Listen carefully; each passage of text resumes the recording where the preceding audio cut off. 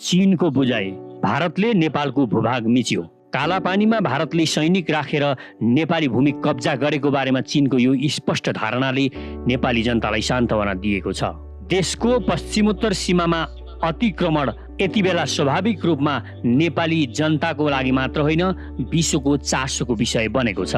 चिनिया अध्ययन केन्द्रले भारतको नयाँ नक्सामा नेपाली भूभाग मिचेको ठहर गर्दै समस्या समाधानका लागि भारतसँग पहल गर्न नेपाल सरकारलाई आग्रह गरेको छ। नेपाल र ब्रिटिस बीचको सुगौली सन्धिले दुई मुलुकको सिमाना छुट्याएको छ, तर भारतले निकालेको राजनीतिक नक्साले उसले नेपाली भूभाग मिचेको देखिन्छ। केन्द्रका अध्यक्षद्वारा जारी विज्ञप्तिमा छ, आफ्नो छिमेकीको भूभाग बिना स्वीकृति लिनुले माथिल्लो स्तरको दबाव सिर्जना गरेको देखिन्छ, जसलाई केन्द्रले जोरदार रूपमा विरोध गर्छ। नेपालको कालापानी क्षेत्रलाई भारतले आफ्नो राजनीतिक नक्सामा हालेपछि बढेको बहस र चीनले समेत नेपाली भूमि मिचिरहेको भनी आएको समाचारप्रति प्रतिक्रिया दिँदै चिनिया दूतावासका प्रवक्ता वाङ सियोयोङले पहिलो पटक सञ्चार माध्यमबाट प्रतिक्रिया दिएका थिए। भारतको यो हेपा प्रवृत्तिको उपचार के हुन सक्छ भने, जसरी चीन र भुटानको सीमामा विवाद हुँदा डोकलाममा भारतले आफ्नो सेना पुर्याएको थियो, त्यसरी नै चीनले पनि कालापानीमा आफ्नो सेना ल्याएको खण्डमा यो समस्याको छिटोभन्दा छिटो समाधान हुन सक्छ। चीनको दरिलो उपस्थिति बिना भारतले सितिमिति कालापानी छोडेर जाला भन्ने विश्वास गर्ने कुनै आधार अहिलेसम्म देखिँदैन। मोदीको नक्साभित्रको कुटिलता के हो? देशको पश्चिमोत्तर सीमामा अहिले भारतले मिचेको नेपालको सिमाना नेपाली जनताको लागि चासोको विषय बनेको छ। सिमाना बारम्बार मिचिएको, हाम्रो भूमिमा छिमेकीले मन परी गरिरहेको, विभिन्न समयमा बनेको सरकार प्राय निरीह हुने गरेको कुनै नौलो कुरा होइनन्। अझै नागरिकता लिने उमेर नपुगेका केटाकेटीदेखि 100 वर्ष हाराहारी पुगिसकेका नेपालीले यो कुरा बाल्यकालदेखि नै सुन्दै आएका छन्। तर भारतले ठ्याक्कै यति नै बेला किन त्यो नक्सा प्रकाशन गरेको हो? यो चाहिँ केवल संयोग हो कि सुनियोजित? परराष्ट्र मन्त्रालयका जागिरे परराष्ट्रविद र कूटनीतिज्ञहरूलाई बढी थाहा हुनुपर्ने कुरा हो। विदेश मामिलाबारे अध्ययन गर्ने अरू कुनै सूचना केन्द्र छन् कि छैनन् यो देशमा थाहा छैन। विश्वविद्यालयहरूका तत्सम्बन्धी कुनै विभाग छन् कि छैनन्? छन् भने तिनमा गम्भीर अध्येता छन् कि छैनन् त्यो पनि हामी सामान्य नागरिकलाई थाहा पत्तो छैन। तर हाम्रो मनमा स्वाभाविक रूपमा यस्ता विभिन्न प्रश्नहरू उब्जिरहन्छन् र ती प्रश्नसँगै हाम्रो अनुमान पनि अनेक हुन्छन्। उच्च स्तरीय भ्रमणको बेला औपचारिक भाषणदेखि प्राथमिक विद्यालयमा पढ्ने नानीहरूका निबन्धमा सम्म पर्ने गर्छ दुई देश बीचको मैत्रीका सुन्दर शब्दचित्र। यस्तो मैत्री यथार्थमा सत्य हुनुपर्ने हो। नेपाल र भारतको सम्बन्ध स्वाभाविक, सहज र सौहार्द हुनुपर्ने हो। कुनै किसिमको थिचोमिचो र जबरजस्ती नहुनुपर्ने हो। तर संसारभरि नै ठुलो र सानो छिमेकी देशबीच हुने गरेका स्वाभाविक जटिलता भन्दा पनि धेरै नै बढी असहजता नेपाल र भारत बीचमा देखिन्छ। भारतको मिचाहा प्रवृत्ति सरकारी स्तरमा मात्र होइन, कुनै बेला त भारतको तथाकथित बौद्धिक वर्गका अभिव्यक्तिमा समेत प्रकट हुन्छ। भारतको आन्तरिक राजनीतिक कारण त्यहाँका परिपाटीहरूबीच दोषारोपण गर्ने क्रममा कुनै बेला एउटा त कुनै बेला अर्को कुनै पार्टीले नेपालको पक्षमा बोले जस्तो देखिए तापनि सम्झन लायक एक दुई भारतीय नेताबाहेक अधिकतम सत्ताधारीमा मिचाहा प्रवृत्ति नै रहेको देखिन्छ। मोदी र उनको सरकार पनि अरूभन्दा फरक हुने कुरै भएन। पहिलोचोटि प्रधानमन्त्रीमा निर्वाचित भए लगत्तै उनले नेपालप्रति देखाएको मैत्रीभावले नेपालीको मन जितेको थियो। उनीप्रति नेपालीले भिन्दै अपेक्षा गरेका थिए। तर नेपाल आएको बेला बोलेका उनका शब्द हावामा हराउन नपाउँदै जुन नाकाबन्दी भयो, त्यसको निम्ति जुन निहु पारियो, जसरी व्याख्या गरियो, त्यसले नेपालीको मनमा उनी आफ्नो पूर्ववर्तीहरूभन्दा अझै खराब र फटाहा रूपमा देखिए। फलत नेपाल भारत बीच स्वाभाविक रूपमा हुनुपर्ने अर्ग्यानिक मैत्री कता पुग्यो कता। मोदीकै भारतमा जस्तै नेपालमा पनि जनताबीच अनेक असन्तुष्टि छन्। विभिन्न ऐतिहासिक घाउका खत हुन्थे। तिनलाई उपयोग गरेर यो सानो देशलाई आफ्नो कब्जामा राख्ने उनको दाउ त्यसबेला असफल मात्र भएन, भावनात्मक तथा राजनीतिक दुवै हिसाबले नेपाल भारतबाट झनै टाढियो। दक्षिण एसियामा आफ्नो हाकिमी हैसियत झन्झन दरो बनाउने उनको बृहत रणनीतिभित्रको त्यो एउटा सानो कडी त्यत्तिकै चुडियो। त्यो पराजय बोधले उनलाई पक्कै पिरोलेको हुनुपर्छ।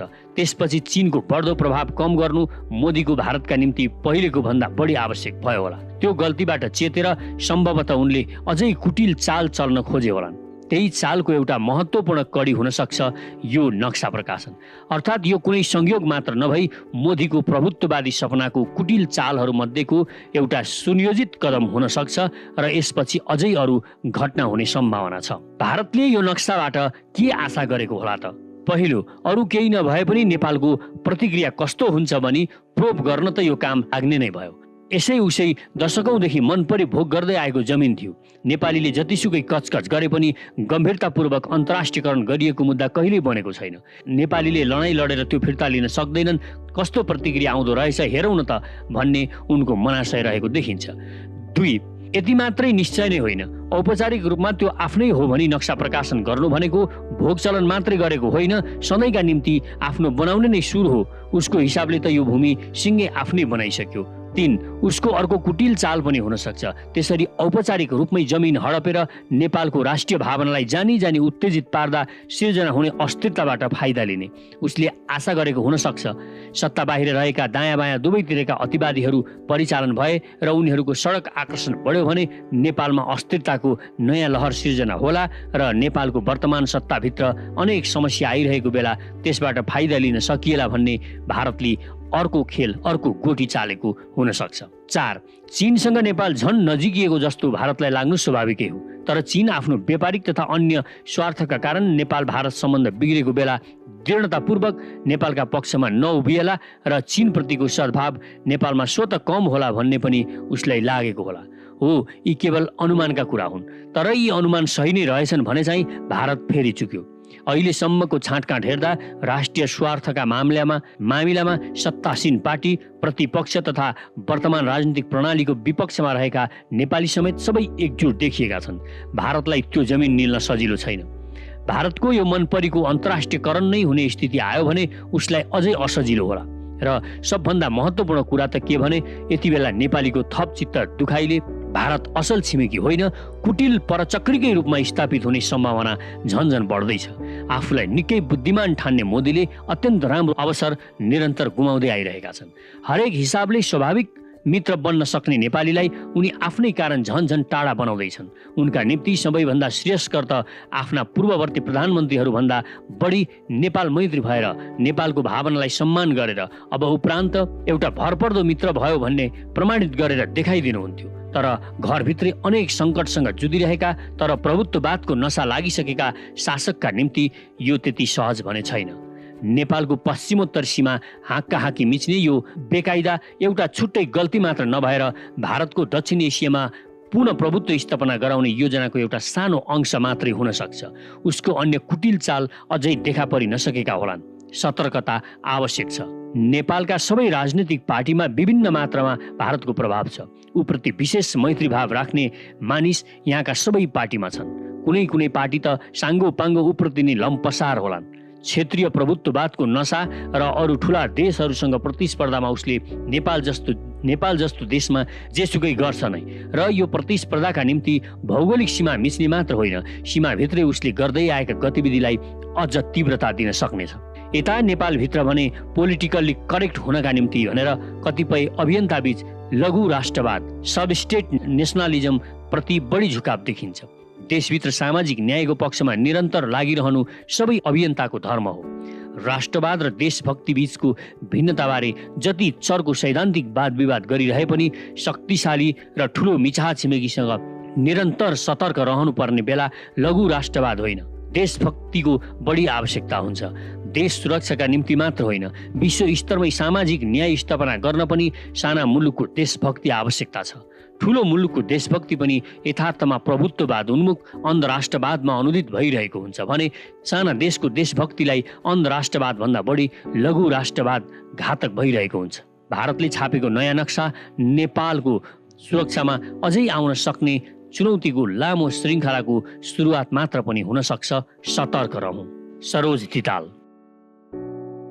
शक्तिशाली र समृद्ध नेपालको नवनिर्माणका लागि सचेत नेपाली महाअभियान। आदरणीय दिदीबहिनी तथा दाजुभाइहरू नमस्कार। म पुण्य प्रसाद प्रसाई, पेशाले म लेखक, प्रकाशक र उद्यमी। जे विशेषण भए पनि म तपाईहरू जस्तै यो देशलाई हृदयदेखि नै माया गर्ने एउटा देशभक्त नेपाली हुँ। नेपालको अस्तित्व खतरामा परेको यस घडीमा देशभक्तिको भावना नेपाली जनजनमा पुर्याउनु अति नै आवश्यक ठानेर हामीले म सचेत नेपाली नामक महाअभियान सुरु गरेका छौँ र यसको संयोजकमा साथीहरूले मलाई तोक्नु भएको छ। यस महाअभियानको उद्देश्य भ्रष्ट र देशद्रोही लेन्डुपेहरूलाई नाङ्गे झार बनाउने मात्र होइन, राष्ट्रिय गौरवका आयोजना छिटो पूरा गर्न यो सरकारलाई दबाब दिनु र नेपाली स्वार्थसँग सम्बन्धित कुनै पनि घटनालाई ठिक ढङ्गले प्रस्तुत गरेर जनतालाई सचेत र चनाखो हुन प्रेरित गर्नुका साथै विश्वका कुना कुनामा पुगेर संसारको समृद्धि देखेका जनताको यति त नेपालमा हामी पनि गर्न सक्छौँ, नेपाल भन्दा सुन्दर त मलाई संसारमा कहीँ लागेन भन्ने जुन भावना छ त्यसलाई मूर्त रूप दिन र उहाँहरूलाई आफ्नो मातृभूमि फर्केर परिवारसँगै बसेर केही गर्न सक्ने उद्यमी हुन प्रेरणा दिनुका साथै नेपाल र नेपालीलाई माया गर्ने सकारात्मक सोच भएका मनहरूलाई गोलबद्ध गरेर नेपालको निर्माण गर्न यहाँको बेथिति, विसङ्गति, भ्रष्टाचार र राष्ट्रद्रोही दलाल लेन्डुपे विरुद्ध लड्न एउटा विश्वसनीय, भरपर्दो र सशक्त आवाज निर्माण गर्नु हो, जुन आवाज सुन्न यो लम्पसारवादी सरकार पनि बाध्य बनोस्। हामीलाई यो देशका भ्रष्ट र लेन्डुपे नेता, भ्रष्ट र दलाल कर्मचारी टाठा बाठा बनेर विदेशीको पैसा खाएर परे देशै बेच्न पनि पछि नपर्ने विदेशी जासुसहरूले धेरै भ्रममा पारे। अब सचेत बनौं र अरूलाई पनि सचेत गराउँ। यो सचेत नेपाली महाअभियानको उद्देश्य सानो र सुन्दर नेपाल मात्र होइन, विशाल, शक्तिशाली र समृद्ध नेपालको नवनिर्माण हो। यसका लागि तपाईँ पनि भन्नुहोस् म सचेत नेपाली, र यदि हामीसँग हातमा हात र आवाजमा आवाज मिलाएर यो देशको नवनिर्माणको यो महाअभियानमा सक्रिय बन्न चाहनुहुन्छ भने हामीसँग जोडिनुहोस्। यसका लागि कमेन्टमा म सचेत नेपाली लेखेर आफ्नो इमेल आइडी लेख्नुहोला। साथै हाम्रो ट्विटर ह्यान्डल म सचेत नेपालीलाई फलो गर्नुहुन र म सचेत नेपाली नामको फेसबुक पेज लाइक गर्नुहुन पनि हार्दिक अनुरोध गर्दछु। आउनुहोस् मिलेर नेपालको नवनिर्माण गरौँ, एकै स्वरमा भनौँ म सचेत नेपाली, मेरो देश म आफै बनाउँछु। म आफ्नो प्यारो मातृभूमि नेपाल र नेपाली जनताको सेवामा मन, वचन र कर्मले समर्पित रहनेछु। देश र जनतालाई कहिल्यै धोका दिने छैन र धोका दिने गद्दारहरूलाई म छोड्ने पनि छैन। धन्यवाद।